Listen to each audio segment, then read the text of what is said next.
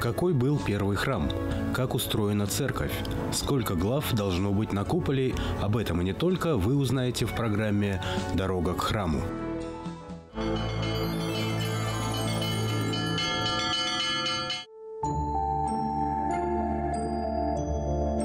Каждый, увидев издалека высотное здание, украшенное золотыми куполами, знает, что этот дом называется православным храмом. Но далеко не каждому известно, как он устроен. А ведь любая деталь храма имеет глубокий смысл и значение.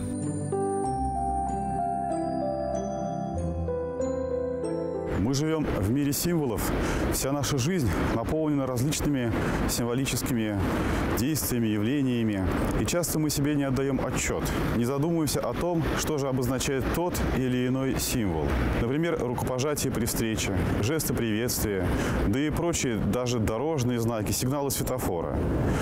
Мы не думаем, что они обозначают до тех пор, пока не встречаемся с символами, которые нам до сегодняшнего дня не знакомы. Например, открывая книгу на иностранном языке, мы не можем узнать ее содержание, так как не знаем, о чем говорят нам эти символы, на котором она написана. То есть наша жизнь переполнена различной символикой. И в христианстве этих символов тоже довольно много. И самым главным, наверное, самым насыщенным символом является православный храм. Если говорить о происхождении самого этого главного христианского символа, то свое начало он ведет еще с Ветхого Завета. И первым проектировщиком самого первого храма был сам Господь Бог.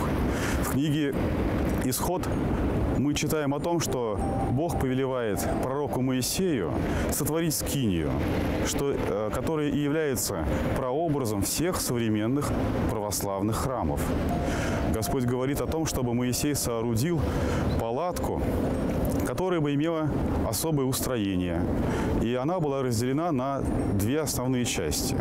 Это святое святых, куда мог однажды в год входить лишь первосвященник в день праздника освящения, и где однажды в год произносилось великое и тайное имя Божие. Вторая часть – святилище, где находился жертвенник всесожжения и куда могли заходить лишь одни священники. Эта скиния была ограждена двором, где находились молящиеся люди. Вхождение в остальные части этой скинии для них было недопустимым. И что важно, вход этой скинии был обращен на восток. И именно по образу вот этого первого храма позже Соломон строит великий Иерусалимский храм, который, как мы знаем, был разрушен. В течение 10 веков от времени царствования Соломона до времени жизни Иисуса Христа Иерусалимский храм был центром религиозной жизни для всего еврейского народа. Господь Иисус Христос посещал восстановленный после разрушения Иерусалимский храм и молился в нем. Он требовал от евреев благоговейного отношения к храму. После сошествия Святого Духа апостолы, по примеру Спасителя, также посещали ветхозаветный храм и молились в нем. Но при этом они начали дополнять храмовые богослужения особыми христианскими молитвами и таинствами. Сегодняшние православные храмы устроены по прообразу той самой первой ветхозаветной скинии.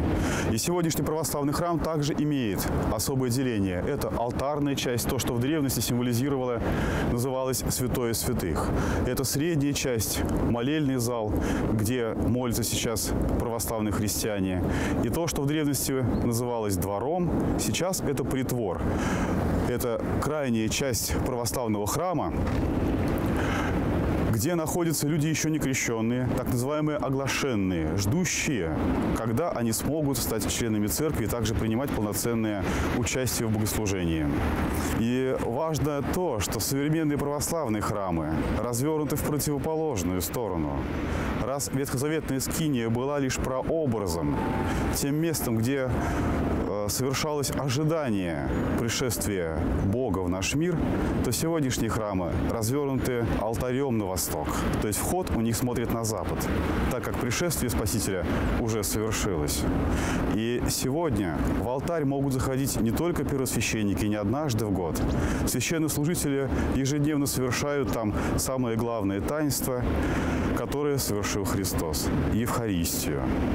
То есть это таинство, в котором каждый верующий, каждый член церкви, каждый христианин может приобщиться самого Бога, Его тела и Его крови.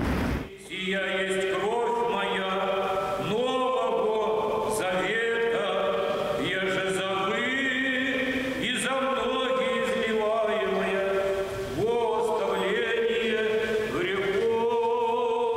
Как мы уже сказали, символика православного храма очень насыщена, что выражается и в экстерьере. Например, внешний вид православного храма всегда увенчивается особо устроенными куполами. Их может быть несколько. Количество куполов также символизирует различные события или явления из истории христианской церкви. Если на храме один купол, это символизирует единого Бога. Если три, то это обозначает, что Бог наш триедин – Отец, Сын и Дух Святой. Также количество куполов может быть и отличным от этого. Их может быть и 12 в честь апостолов. Их может быть 13 в честь апостолов и Спасителя. Может быть 40. И может быть совершенно различное количество, но каждое это число говорит о каком-то из событий или обозначает какую-то символическую реальность. Традиционно в православии купола имеют форму луковицы, что обозначает на самом деле горение. Это пламя. Горение наших сердец, наших умов, возношение нашей молитвы, вот такое пламенное предстояние перед Богом.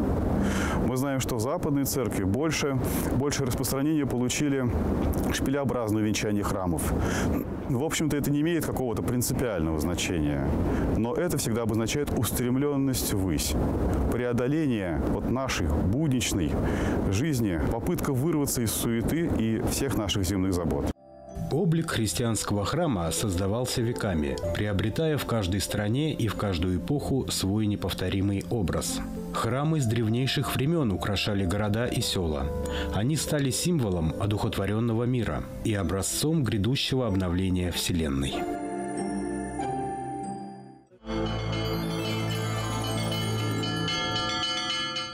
Батюшка, скажите, пожалуйста, почему католики во время службы в храме сидят, а православные в храме обычно стоят? И когда можно во время службы сидеть? Есть такая традиция, в православных храмах на богослужениях, в общем-то, стоят. Но всегда по краям обычно есть скамеечки. Для чего они нужны? Они нужны, прежде всего, конечно, для людей стареньких, бабушек, которые, в общем, стоять не могут, и тем более подолгу. Да, они присаживаются. А есть некоторые заблуждения по этому поводу, что католики стоят, то есть католики сидят, а православные стоят. Есть, например, лично глазами видел греческие православные храмы, где скамеечки у них тоже есть. И, в общем-то, если не какие-то особенности архитектурные или, например, иконописи, то даже можно не понять, где это находится в католическом православном храме. Почему так получилось? Это получилось, в общем-то, традиционно, по традиции так сложилось, что в Русской Православной Церкви скамейки рядами так у нас не стоят. Ну, это, в общем-то, не суть важно. Опять-таки, вот пример, именно откуда мы взяли православную веру, из Византии, от греков. У них в греческом храме скамейки имеются. Те, кто могут все-таки, старенькие люди, присаживаются, но необходимо встать именно в какие моменты, когда поется символ веры, «Отче наш», особенно когда у нас поется евхаристический канон, то есть самая главная часть богослужения, литургии. Вот на эти моменты, и, конечно, чтение Священного Писания, апостола и Евангелия. На эти моменты службы желательно приставать. Опять-таки, если есть возможность, потому что некоторые встать вообще не могут, некоторые приезжают именно на инвалидных креслах, то, конечно же, их это не касается. И самое главное, в этом нет никакого греха, потому что некоторые люди звонили и спрашивали: вот я не могу стоять, поэтому я и к вам и не приеду. Да как я буду на службе стоять? Не надо бояться, тут ничего такого нету, все в силу своих возможностей.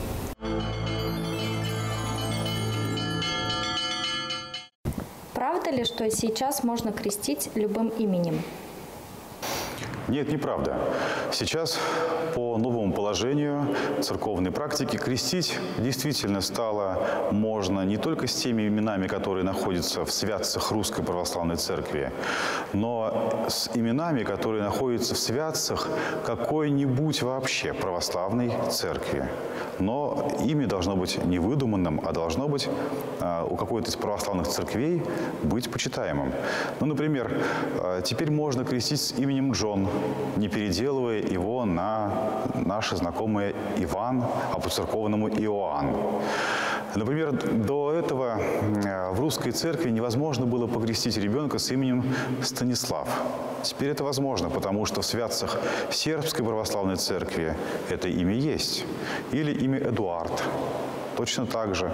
Теперь мы можем совершенно спокойно крестить с этим именем. Можно крестить и с именами традиционными, национальными какими-то. Например, что распространено в грузинской православной церкви. Там они крестят вот с особыми традиционными своими именами.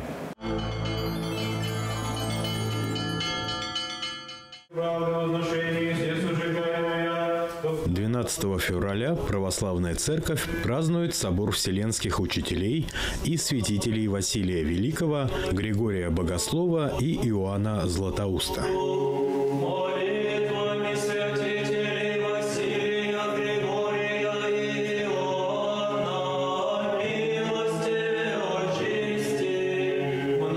Они сыграли исключительную роль в формировании догматики, богослужения и церковной жизни вообще. Достаточно сказать, что из 4 вариантов божественной литургии, которая служится в поместных православных церквях, 2 приписываются авторству Иоанна Златоуста и Василия Великого.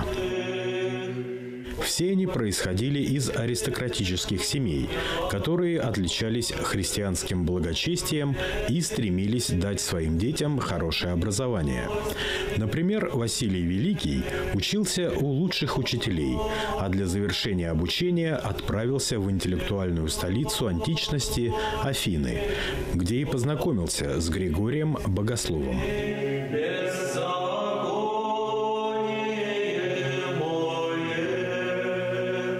Теснейшая дружба, установившаяся между ними, сохранилась на всю жизнь. Григорий и Василий вместе провели юношеские годы и в дальнейшем оказывали поддержку друг другу. Для Златоуста же, который был младше их почти на 20 лет, Григорий и Василий были практически живой легендой и предметом глубочайшего почета и уважения.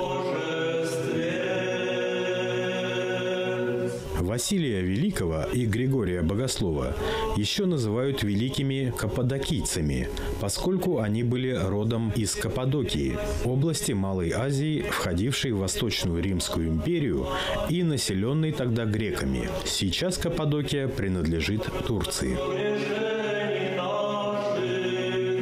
Эти люди жили в совершенно особое время. Они жили в IV веке.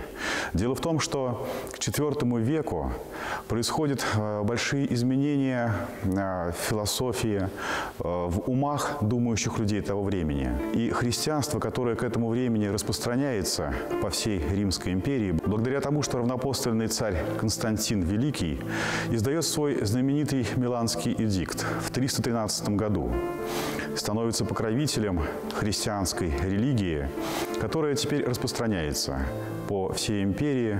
Мы знаем, что в то время как раз Римская империя была средоточием всех цивилизационных путей, торговых путей.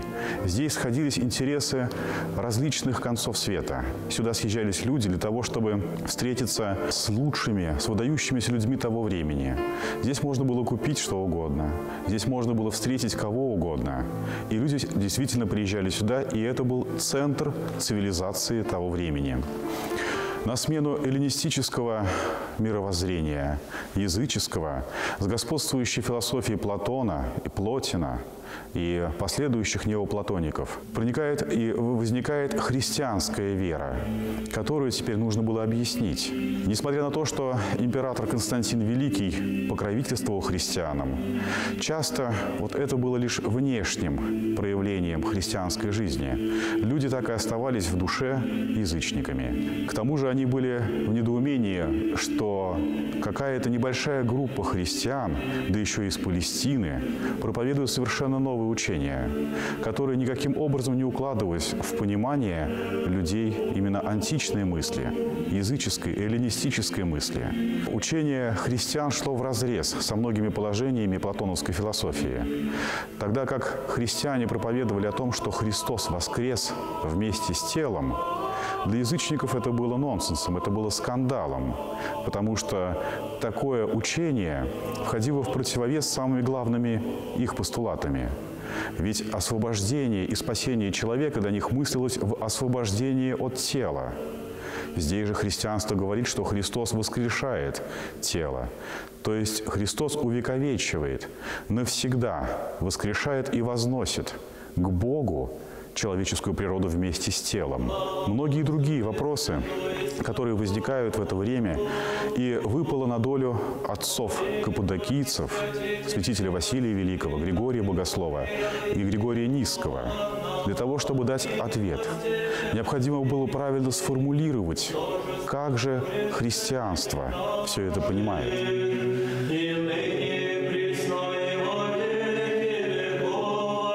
То общее, что их объединяло, это своего рода культурно-историческая миссия, которую им предстояло выполнить в истории церкви.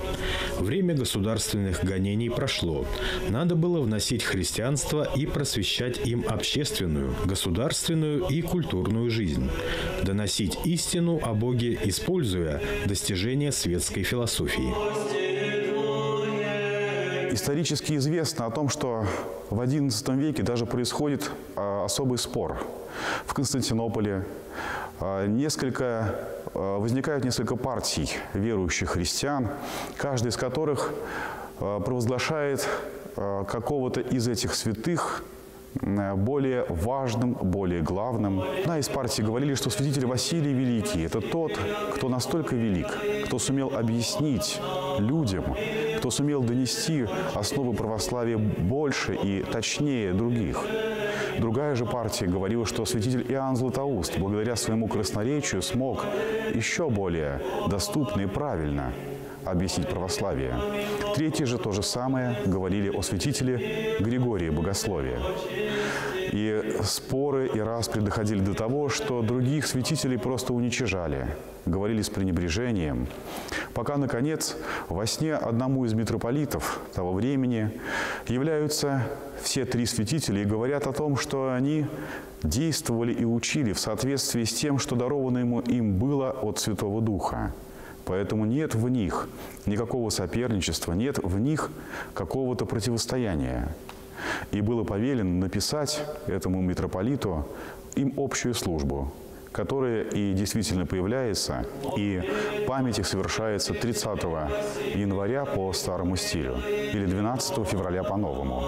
Таким образом, память трех святителей совершается в январе. До этого, в этом же месяце, в один или другой день совершается память кого-то из прочих святителей – Василия Великого, Григория Богослова и Иоанна Златоуста. Жизнь этих трех людей, их труды – это не просто история того, что было когда-то очень давно. Жизнь трех святителей имеет к нам самое прямое, самое непосредственное отношение, потому что это они учат нас правильно понимать Евангелие и, значит, правильно понимать мир. Святые отцы своими трудами смогли объяснить, что же такое по-настоящему личность. И они вводят особое слово, которое сегодня мы часто слышим за богослужением. Это слово «ипостась». Ипостась буквально с древнегреческого переводится как некоторое основание или подставка. То, на чем основывается, то, что содержит природу. Они договорились, что это слово теперь будет употребляться для обозначения личности. Не просто личины, не просто какой-то роли, которую человек принимает на себя, а это подлинная личность. Так же, как и можно сказать по отношению к Богу, что в Боге Троице три ипостаси, три личности. Также и каждый человек, сотворенный по образу Божию, имеет ипостась, то есть личность. То есть впервые учение о личности возникает в христианстве. Никакой высокий ум античной философии или древнегреческой философии не доходил до понимания вот этих высот. И лишь три святителя, святитель Иоанн Златоуст, Василий Великий, Григорий Богослов, говорят о том, что человек подлинно обладает личностью со всеми вытекающими отсюда атрибутами. И прежде всего, это богоподобная свобода. Это возможность вступать в общение с другой личностью. Это проявление в своей жизни собственных устремлений, собственного призвания. А не просто человек, как некая марионетка, такой инструмент, которым пользуется кто-то высший. Это было величайшей заслугой, и до сих пор мы пользуемся этой терминологией. И сегодня, благодаря трудам вот этих угодников Божиих, мы имеем возможность говорить о человеке как о настоящей личности, которая соотносится с личностью Бога. А значит, возможно их общение, возможно наше приобщение и вступление в некую связь, в некоторое единение с другой личностью. Великие святители прославились своей святостью, глубоким знанием Священного Писания, великой ученостью, трудами на благо церковного мира и единства. Все трое велики, и велики по-разному.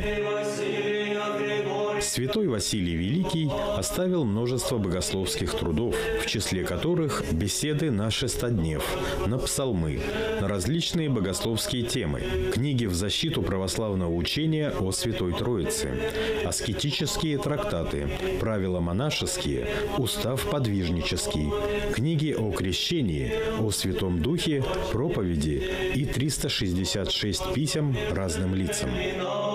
За свои заслуги перед православной церковью святитель Василий назван великим и прославляется как слава и красота церкви, светило и око вселенной, учитель догматов и палата учености.